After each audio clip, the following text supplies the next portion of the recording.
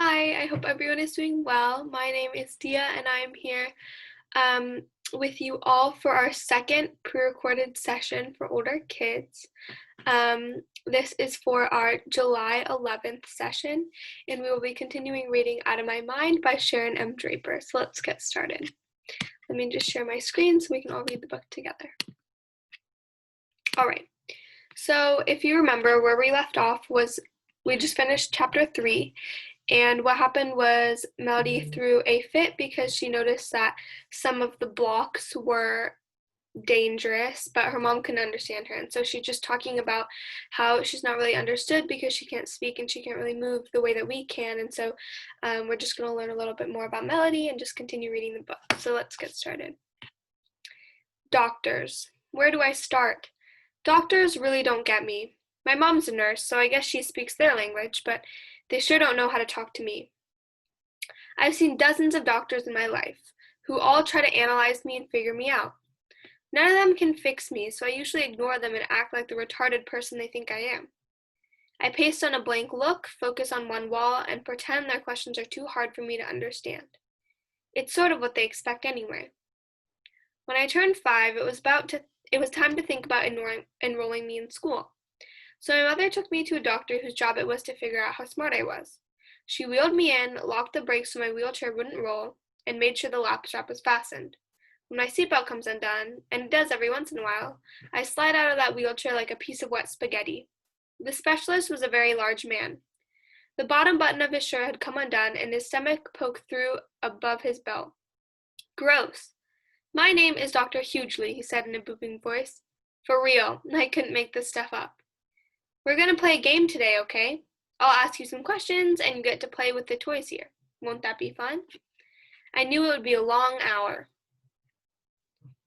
He brought out a stack of well-used, hopefully not lead-tainted, wood blocks, then leaned in close to me. I could see the pores on his face. Gross. Can you stack these in order according to size? He said loudly and slowly, as if I were hard of hearing and really stupid. But who is stupid? Who is being stupid? Didn't he know that I couldn't grab the blocks? Of course I knew which block was bigger than the other, but I couldn't stack them if he paid me money. So I just took my arm and swept them all to the floor. They fell with a wooden clatter. I tried not to laugh as he picked them up. He breathed really hard as he reached for them. Next, he held up 8 glossy 8x10 cards with different colors painted on each one. Tell me when you see the color blue, Melody, he said in the voice that told me he thought this was all a waste of time. When the blue card showed up, I pointed to it and made a big noise. But, I said. Marvelous, tremendous, stupendous, he shouted. He praised me like I had just passed the test to get into college. If I could have rolled my eyes, I would have. Then he showed me green, so I kicked and made a noise, but my mouth couldn't make the G sound. The doctor looked disappointed.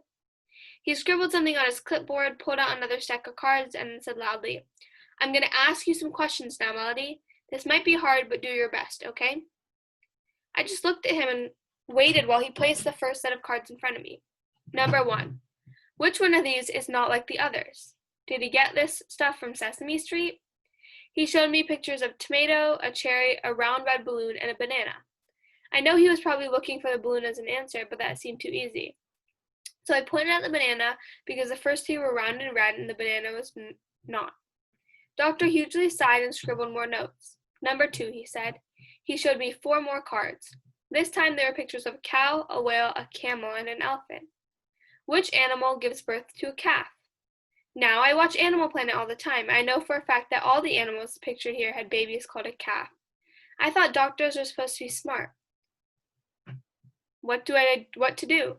I hit each picture slowly and carefully, then I did once more just to make sure he understood. I don't think he did. I heard him mumble cow as he wrote more notes. It was clear he was giving up on me. So here we can just pause and take a second to think about, what's going through Melody's mind. She's obviously a lot more intellectually smart than a lot of 5-year-olds, but, this doctor, Mr. Hughley, just can't understand what's going through her mind. Her mom can't understand what's going through her mind. So just take a second to think about what you would feel and what you would do if you were in Melody's shoes. So just pause the video, and then after you think about it, you can play the video and we'll continue.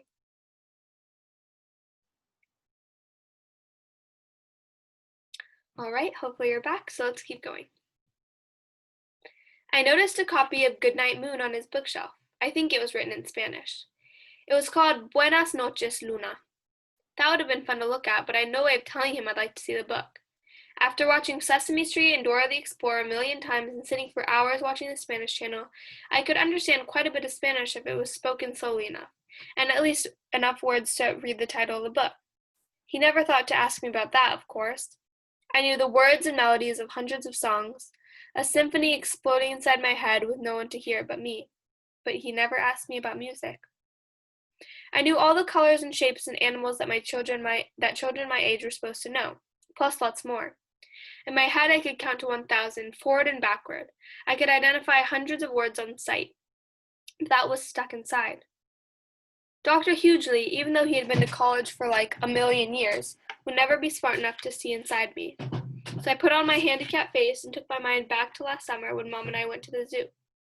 I really liked the elephants, but talk about stink. Actually, Dr. Hughley sort of reminded me of one of them. My mom and the doctor had no idea why I was smiling as we rolled into the waiting room while he wrote up his evaluation of me. It didn't take long. It didn't take long. I'm always amazed at how adults assume I can't hear.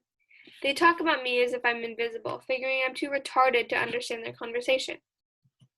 I learned quite a bit this way. But this conversation was really awful. He didn't even try and soften the news for my mom, who, I'm sure, felt like she got hit by a truck.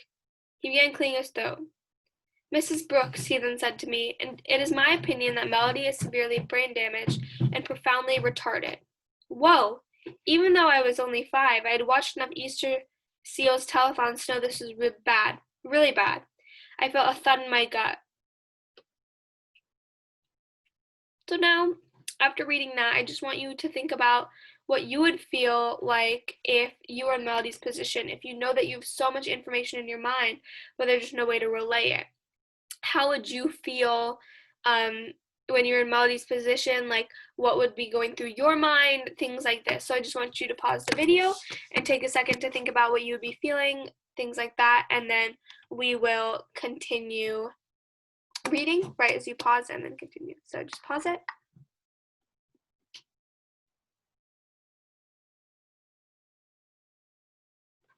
All right, and hopefully you're back, so let's keep going. My mom gasped, then said nothing for a full minute. Finally, she took a deep breath and protested quietly. But I know she's bright. I can see it in her eyes. You love her. It's only normal to have wishful thinking, Dr. Hughley told her gently. No, she has spark. More than that, a flame of real intelligence. I just know it.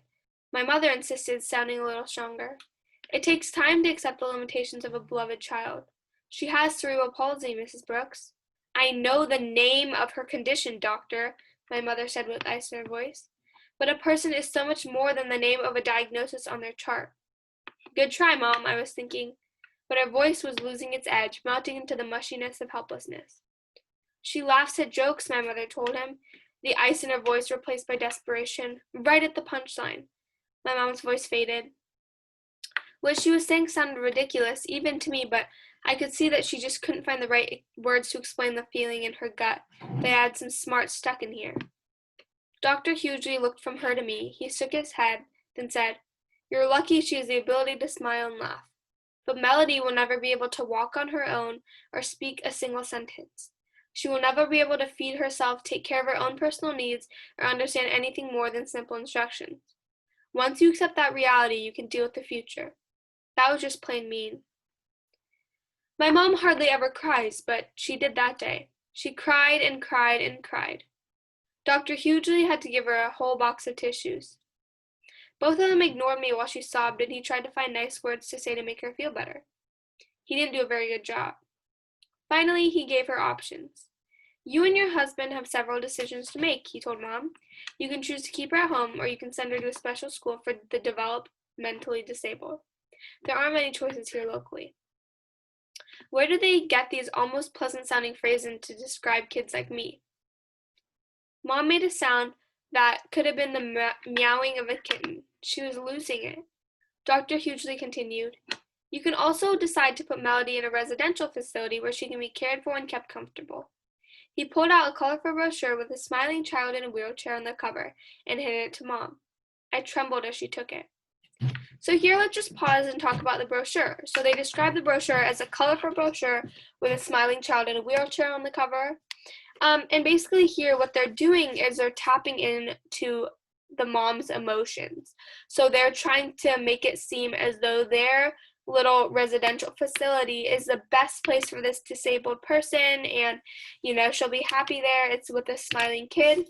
And this is important to realize because it's not always the 100% reality, like sometimes these things aren't always as what they may seem. And so in this situation, maybe the residential facility would be an amazing place for Melody, but there are always ups and downs. And so they're advocating, they're like catering to a certain population of people, and by putting a smiling child on a wheelchair on the cover, they're tapping into those emotions and subconsciously swaying their opinions. And so I just want you to take a second to think about what other situations in your everyday life do you realize that are kind of moved and changed and kind of, changed to make it seem like they're better or worse than they actually are, like a biased perspective. So I just want you to take a second and think about that, so you can just pause.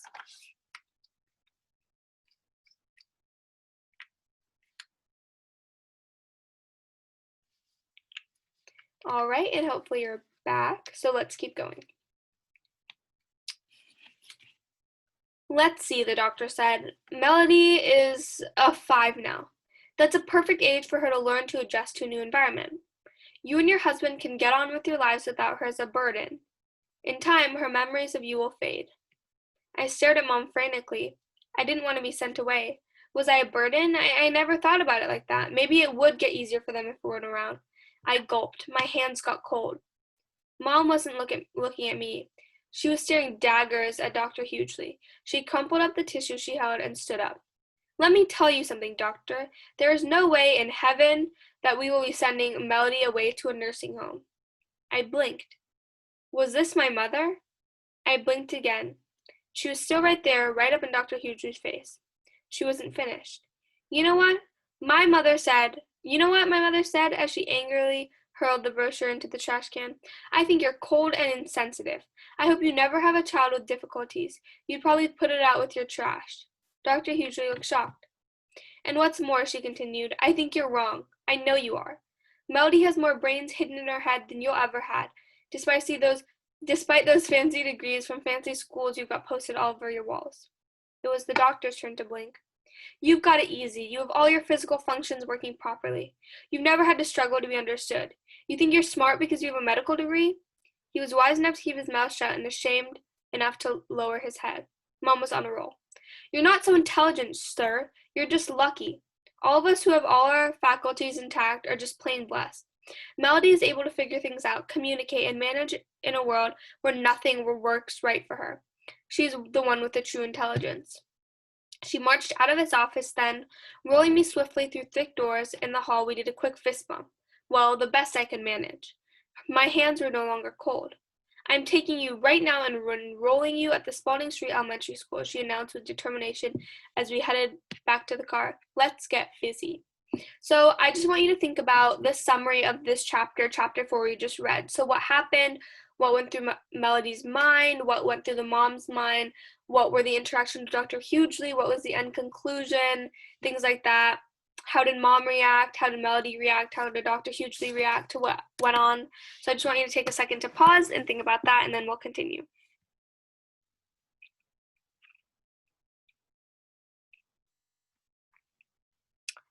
All right, and hopefully you're back. Let's keep going. I've been at Spalding Street Elementary School for 5 years. It's very ordinary, filled with kids just like the schools I see on television shows. Kids who chase each other on the playground and run down the hill to get their desks just before the bell rings. Okay, so now what I want you to do is I want you to read these next couple lines. I want you to read all the way until the special needs bus, as they call it. So I want you to read all the sentences that start with kids out loud to a friend, to a parent, to your dog, to yourself, out loud, whatever, wherever you are watching this pre-recorded video. I just want you to take a second and read these lines and just pause the video, and then we'll go over them when you get back in case you have any difficulty.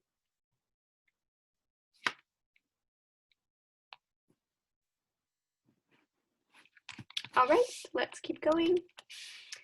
I'm just going to go over and read what you guys just paused and read right now, just so that we can get through any difficulties you guys may have had.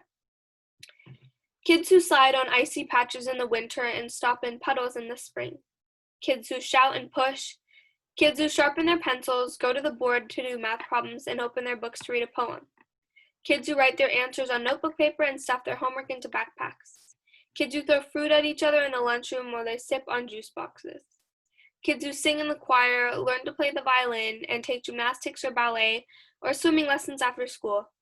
Kids who shoot baskets in the gym. Their conversations fill the halls as they make plans, make jokes, make friends. Kids who, for the most part, ignore kids like me. So now I want you to take a second to think about norms at your school. So what are some things that are normal to your elementary school, to your middle school, maybe even to your high school? So I just want you to take a second and think about 3 things that are unique to your school or things that are normal to any school, just 3 different characteristics, just like she said, about like kids, about your school, things like that. So I just want you to take a second to think about your school, especially in this like pandemic at the moment. I think it's important to just reflect back and think about your school dynamics and your school norms and things like that. So just pause the video and then we'll continue.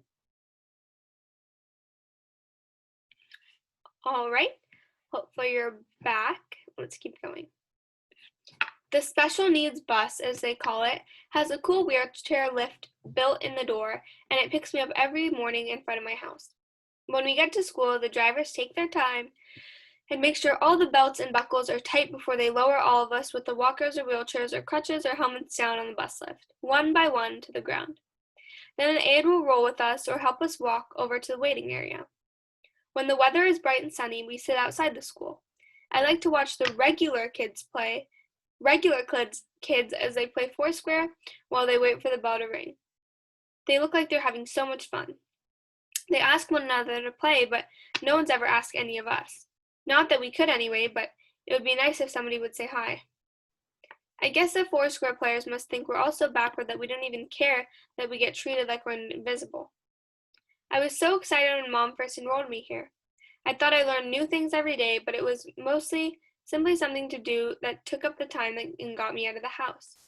In 2nd and 3rd grades, I probably learned more from the sci-fi or Discovery channels than I ever learned at school. My teachers were nice most of the time, but they would have needed X-ray vision like Superman to see what was in my head. I'm in a special program with other children with what they call disabilities. Our ages range from 9 to 11. Our learning community, what a joke, has been together since I started school. We never seem to move up and on like other classes. We just do what we did the year before, but with a new teacher. We don't even get a new classroom each year. So the same kids I'm with now were together in 2nd grade with a teacher named Miss Tracy. And the third graders we suffered through Mrs. Billups, who could have gotten the award for the worst teacher in the world. There are 6 self-contained learning levels in our wing for the building, children with various conditions, from preschoolers to kids who ought to be in high school by now. Our classroom, room H5, might be nice for babies, but give me a break. It's painted yellow and pink. One wall is covered by a sun with a happy face, a huge rainbow, and dozens of flowers, also with smiley faces. The other wall is painted with happy bunnies, kittens, and puppies. Bluebirds fly all over the sky with perfect white clouds. Even the birds are smiling. I'm almost 11 years old, and if I have to look at puppies in paradise one more day, I think I'll puke. Ashley, the youngest in our group, actually does puke quite a bit. She's 9, but she could pass for 3. She has the smallest wheelchair I've ever seen. She's our fashion model. She's just plain beautiful. Movie star eyes, long curly hair, and a tiny pixie nose. She looks like a doll that you see in a box on a shelf, except she's prettier. Her mother dresses her in a perfectly matching outfit every day. If she has on a pink shirt, She wears pink slacks, pink socks, and 2 tiny pink bows in her hair. Even her little fingernails have been done to match. So just take a second and think about Ashley. So I just want you to think about how easy it is for all of us to get dressed in all the style that we want, paint our nails the way we want, things like that. And so here it says that her mother dresses her in a perfectly matching outfit every day. So just think about maybe what your style is, or someone at your school whose style you admire, or just think about, fashion. Maybe Ashley wants to be a fashion designer when she grows older, things like that. So just think about fashion and how fashion plays a role in your life, how it's a way that we can express ourselves, a way we can make friends with similarities and differences and things like that. So just continue with that, and then we'll keep going.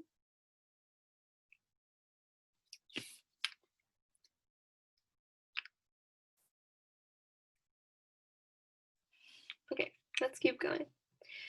When we do what the teachers and therapists call group activities, it's hard for Ashley to participate. Her body is really stiff, and it's tough for her to reach or grab or hold anything.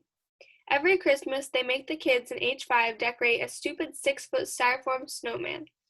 I don't know what the children in regular classrooms get to do, but I know it's close to holiday time whenever a teacher we have that year pulls this thing out of a closet. Miss Hyatt, the kindergarten teacher, loved that mess-up snowman. Just 3 huge balls of yellowing styrofoam stuck together with pins and pipes. Let's decorate, children, she said in her squeaky and annoying voice. We're going to place decorations with Velcro or toothpicks or glue, whatever works, on Sydney, our age 5 holiday snowman. I don't know how old the snowman was at that point, but poor Sydney couldn't stand up straight. It leaned like someone who needed the wall to hold it up. Miss Wyatt gave us green snowflakes. Green? We were the dumb kids. I guess we weren't supposed to care. Brown garland, stars in purple and pink. Do you like the snowman, Ashley? Miss Hyatt asked her. It's impossible for Ashley to communicate because her body's so tight. Her talking board has just 2 words on it, yes or no. She turned her head slightly to the left for no. I bet she wished she could knock the thing down. Compared to Ashley, Carl is huge. Even though he's just 9, he's got a special wheelchair that's extra wide, and it takes 2 aides to lift him in and out of it. But he's good with his hands. He can move his own chair, and he can hold a pencil well enough to write his name, and stab a snowman. Carl sticks pencils and rulers into the snowman's torso and pens into its head. Miss Hyatt used to clap her hands and say, in her little squeaky voice, "Good job, Carl, so very creative." Carl would just laugh.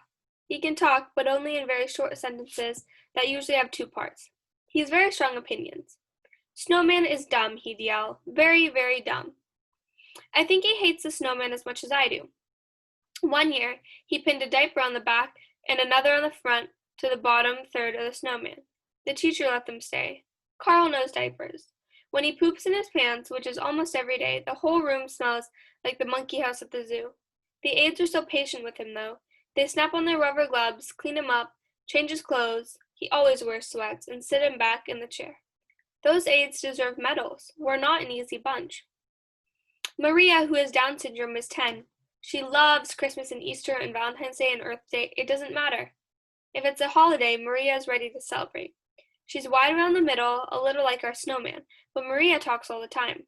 She's fun to be around, even though she insists on calling me Melly Belly. Every year when it's time to bring out the ancient snowman, Maria jumps and cheers with real excitement. I'm pretty sure she's the only kid in our class who truly likes it. "It's time for Sydney the snowman," she gasps. "Can I put his hat on? Please, please, can I give him my red scarf? Sydney will love my red scarf." Mrs. Hyatt and every teacher after her always let Maria take charge of the green paper cutout candy canes and the purple striped stars cut from wrapping paper. Maria kisses each decoration before attaching it with Velcro to the snowman. She hugs Sydney each afternoon before she goes home, and she cries when it's time to put Sydney away each year. Even though she has trouble figuring out complicated stuff, Maria understands people and how they feel. "Why are you sad today, Melly Belly?" she asked me one morning a couple years ago. How could she have known that my goldfish died the day before? I let her give me a big hug, and I felt better. If Maria is our hugger, Gloria is our rocker. She rocks for hours in the corner under one of the dumb smiling flowers. The teachers are always trying to coax her out of it, but she wraps her arms around herself like she's cold and keeps rocking. She's autistic, I think. She can walk perfectly well and she talks when she has something to say. It's always worth listening to. Snowman makes me shiver, she blurted out one day when the classroom was surprisingly quiet.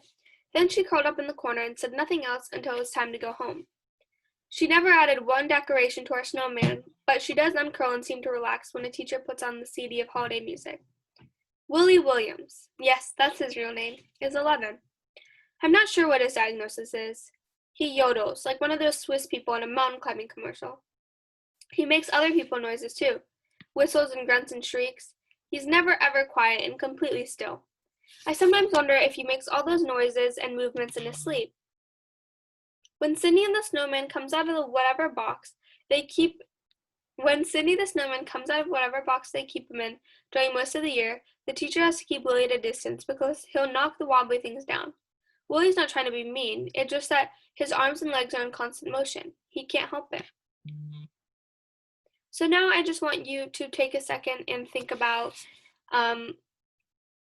this situation. I want you to think about who we just learned about, talk about the different people, Ashley, Willie, the different people we just talked about, different people we just learned about, their personalities, their disabilities. I just want you to basically tell yourself, tell someone around you, a pet, anything, a little summary about what you just learned, about their situation here. I want you to think about what we read within this past chapter, this portion of this chapter, and I just want you to continue to think about the situation and how Melody's so intellectual, maybe how the people around her aren't as intellectual, but she's still with them, and how she feels in this space. Talk about her teachers, the way the room is set up, things like that. I just want basically you just speak to yourself, talk to yourself, someone around you, as I said before, like a summary of what we read so far.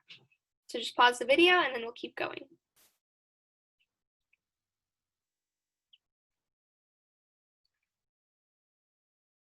All right, and hopefully you're back. So I hope you had a great reading session today. I know I had an amazing time reading with you guys. We will continue right here at Mrs. Hyatt was the first teacher to witness Sydney topple over.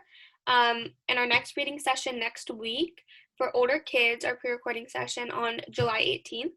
And other than that, I will see you guys next week, and I hope you had a great time reading. I had a great time reading with you all, and I will see you next week. So it was good to see you. Have a good day. Stay safe. All right. Bye.